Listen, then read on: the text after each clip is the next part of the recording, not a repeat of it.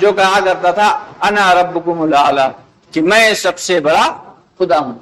اللہ تو خوب جانتے تھے کہ وہ دعوت بھلا کیسے قبول کرے گا، وہ تو قطعاً قبول نہیں کرے گا، لیکن اللہ اپنے بندوں سے کتنی محبت کرتے ہیں کہ جو خدائی کا دعویٰ کر رہا ہے اس کے پاس بھی اپنے نبی کو بھیج رہے ہیں، اور کیا کہہ کے بھیج رہے ہیں کہ اے موسیٰ جاؤ اور دعوت دو، سنو، ذرا نرمی سے دعوت دینا، ہو سکتا ہے وہ تمہاری دعوت قبول کر۔ یعنی اللہ کو اپنے بندوں سے کتنی محبت ہے، کتنا پیار ہے، سنو ذرا نرمی سے دعوت دینا، ہو سکتا ہے وہ تمہاری دعوت قبول کر۔ تو ایک دعوت کا ایک مزاج ہے، دوسروں کو بات سمجھانے کا ایک مزاج ہے، نرمی کے ساتھ، پیار کے ساتھ، محبت کے ساتھ۔ حضرت محمد صلی اللہ علیہ وسلم بیٹھے جب ہوتے تھے تو آپ صلی اللہ علیہ وسلم کے جتنے بھی صحابہ کرام تھے، ہر صحابی یہ سمجھتا تھا کہ آقا نامدار محمد مصطفیٰ صلی اللہ علیہ وسلم سب سے زیادہ محبت مجھ سے کرتے ہیں۔ ہر صحابی یہ سمجھتا، ہر صحابی کی یہ خیال تھا۔ دوستو، آگے بڑھنے سے پہلے ہمارے چینل کو سبسکرائب ضرور کر لیں اور ہماری ویڈیوز کو زیادہ سے زیادہ لوگوں تک شیئر کریں۔ ہر صحابی کی یہ خیال تھا کہ آپ صلی اللہ علیہ وسلم سب سے زیادہ مسلم، اور دین جو ہے وہ زندگی میں مجاہدے سے آیا ہے اور مجاہدے ہی سے باقی ہے۔ کہ مجاہدہ کیا ہے کہ یہ نہ تو یہ جان ہماری ہے قرآن پاک کے فیصلے کے مطابق، نہ تو یہ جان ہماری ہے، نہ یہ مال ہمارا ہے، یہ سب کس کا ہے؟ اللہ کا ہے۔ یہ جان بھی دی ہوئی اللہ کی ہے، یہ مال بھی دیا ہوا اللہ کا ہے۔ اب اللہ رب العالمین چاہتے ہیں کہ اس میں سے تم اپنی ضرورتوں پر تو لگاؤ، اپنی ضرورتیں پوری کرو، لیکن ساتھ ساتھ جو ہے وہ دعوت کی محنت کر کے ہمارے بندوں کو ہم سے جوڑنے کے لیے تھوڑی سی فکر بھی کر لیا کرو۔ لیکن افسوس کی بات یہ ہے کہ صحابہ کرام رضی اللہ تعالیٰ عنہم اجمعین تو یہ فرماتے تھے کہ ہم نے اللہ کے راستے میں جان اور مال اتنا زیادہ لگایا کہ اللہ رب العالمین نے جس کے بدلے میں ہمیں اتنا اجر دیا ہے کہ میری 7 نسلیں بھی اگر کماتی تو اتنا نہیں کما پاتا۔ یعنی لگا کہاں رہے ہیں؟ اللہ کے راستے میں خرچ کر رہے ہیں، جان مال وقت سب کچھ، اور جواب میں تھوڑے دن کے بعد جو اللہ تعالیٰ نے فتوحات کا دروازہ کھولا تو اتنا ملا کہ صحابہ کرام فرماتے میری 7 نسلیں بھی کماتی تو اتنا کما نہیں پاتا۔ ہمیں یہ دھوکہ لگا ہوا ہے کہ ہم اپنی عقل سے، اپنی فہم سے، اپنی فراست سے، اپنی محنت سے، اپنی قابلیت سے مال کما رہے ہیں، جبکہ اللہ کا یہ حکم یہ ہے کہ مال اور روزی میں ساری کی ساری ضرورت کی چیزیں آ جاتی ہیں، جتنی اللہ رب العالمین نے مقدر میں لکھ دی ہیں اس سے نہ شمہ برابر کم ہوئے گی نہ شمہ برابر کم۔ اور دین کو اللہ رب العالمین نے مجاہدانہ صفات پہ رکھا ہے کہ جتنا زندگی میں ہم مجاہدہ کر لیں گے دین کو سیکھنے کے لیے، مسائل کو سیکھنے کے لیے، قرآن پاک کو سیکھنے کے لیے، قرآن پاک کو پڑھنے کے لیے، قرآن پاک کو سمجھنے کے لیے، احادیث شریفہ کو سمجھنے کے لیے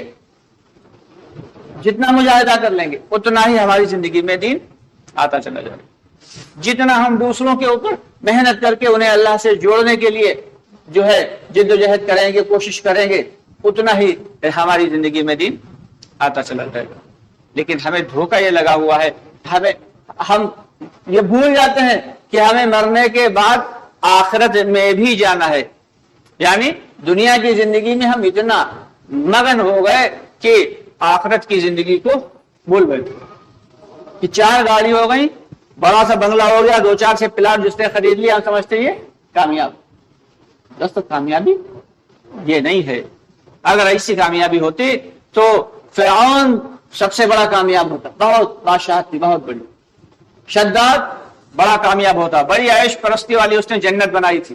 اتنا مال تھا اس کے پاس۔ نمرود وہ سب سے زیادہ کامیاب ہوتا، قارون سب سے بڑا کامیاب ہوتا، لیکن یہ سارے کے سارے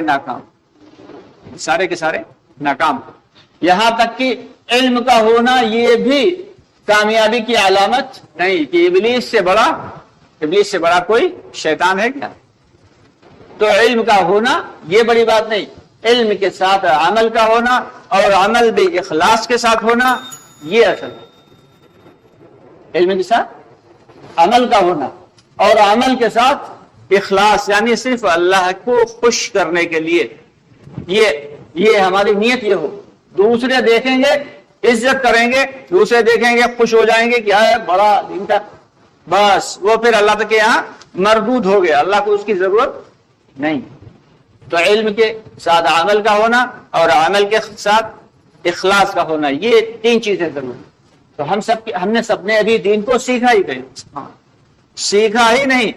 میرا اللہ مجھ سے کیا چاہتا ہے، قرآن پاک عربی میں ہے، تو ایک تو ہم عربی ہی بہت سارے کم پڑھے، ایسے لوگ ہیں جو کم پڑھے ہیں، لیکن جس نے قرآن پڑھ لیا وہ سمجھتا ہے بس اتنا ہی کافی، اس کو قرآن کا پڑھنا کافی نہیں ہے۔ بے شک ثواب تو مل جائے گا، ہر حرف پہ 10 نیکی کا اللہ کا وعدہ ہے، لیکن قرآن کو سمجھنا بھی تو ہے کہ میرا اللہ مجھ سے چاہتا کیا ہے، میرا اللہ ہمیں کیا میسج دینا چاہ رہا ہے، میرے اللہ کا پیغام کیا ہے۔ یہ کلام پاک غیر ایمان والے نے، یورپین نے جو ہے وہ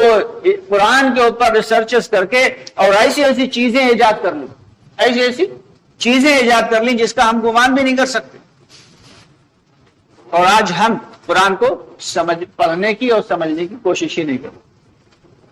اسی طریقے سے احادیث نبویہ جو ہیں وہ بھی عربی میں ہیں، ان کو بھی پڑھنا ہے، ان کو بھی سیکھنا ہے، ان کو بھی سمجھنا ہے کہ میرے نبی ہم سے کیا فرما کے گئے اور ہم کس طریقے کی زندگی گزار رہے ہیں۔ یا صلی اللہ علیہ وسلم کے احکامات کیا ہیں، کیا ہماری زندگی ویسی گزر رہی ہے کہ ابھی ایک شخص جو ہے وہ اگر اپنی داڑھی کو مڈا دیتا ہے، اس کے بارے میں ایک فتویٰ آیا، تو داڑھی کا مڈا دینا یہ ایک، ہم اکثر لوگ کہہ دیتے ہیں سنت ہی تو ہے، اکثر لوگ کہہ دیتے ہیں سنت ہی تو ہے، لیکن یہ وہ سنت ہے کہ جس کی ہم سب کے آقا نامدار محمد مصطفیٰ صلی اللہ علیہ وسلم نے تاکید فرمائی ہے، تاکید فرمائی، یہ موقدہ ہے، بلکہ کچھ علماء کرام کے نزدیک تو واجب ہے، ایک مشت داڑھی کا ہونا یہ واجب ہے۔ ہم سنتوں کو اس لیے چھوڑ دیتے ہیں کہ سنت ہی تو ہے، تو سنت پہ عمل نہ کرنا، کسی بھی سنت پہ، نبی پاک صلی اللہ علیہ وسلم کی سنت پہ عمل نہ کرنا اتنا بڑا گناہ نہیں، لیکن اسے ہلکا سمجھنا یہ دین سے نکال دینے کا ذریعہ بن سکتا، دین سے نکل جانے